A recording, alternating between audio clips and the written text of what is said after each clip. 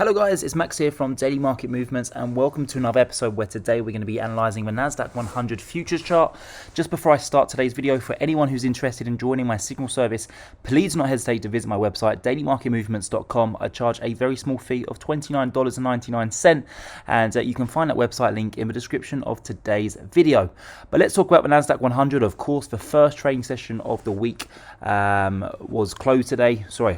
What I should be saying is that the market was closed today, so there wasn't the usual first trading session of the week, which is normally on Monday, of course. So the markets will open tomorrow, and today we're seeing some buying pressure. We were initially up 1.3%, but I want to make it all aware that this is on very little volume. If you just see how much volume we've got here compared to our usual trading amounts, it's very little volume. So this, although we were initially at 1.3%, it was on nothing really.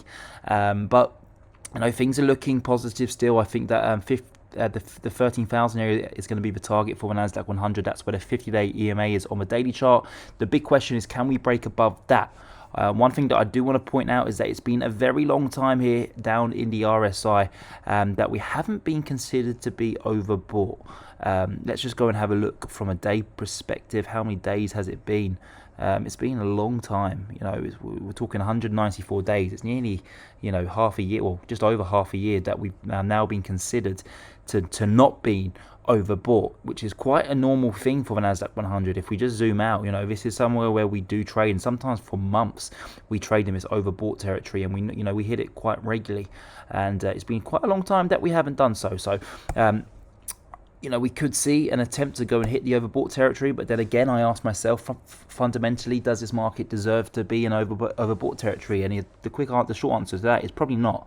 I think we still need a few more things cleared up by the Fed and Russia, Ukraine, inflation, supply chain issues, shortages, etc. So I don't think that we're quite there yet, but what will be very interesting to see is whether we can break above the 50-day EMA. If we do, that's when we start getting excited. We enter my green box, and this is when you start putting some good money to work. But until we do so, I think that you need to be cautious up here. I think that we could easily get rejected. We've got the 0.23 fib area as well, and we could easily go and retest 11,500, perhaps even 11,000, and go and create fresh lows. I do think though that the market will bottom within this white box. I've stated that for some time now, and at this moment in time, I seem to be quite right. We've had, I called this last Sunday, and we had this amazing week. But of course, I'm not saying that it's all over and we're just going to go straight back up towards the previous all-time highs. I am saying that we need to start being cautious here, because this is an area where we could start to fold over and trade back down to the yearly lows. But all overall, I am rather bullish in this market.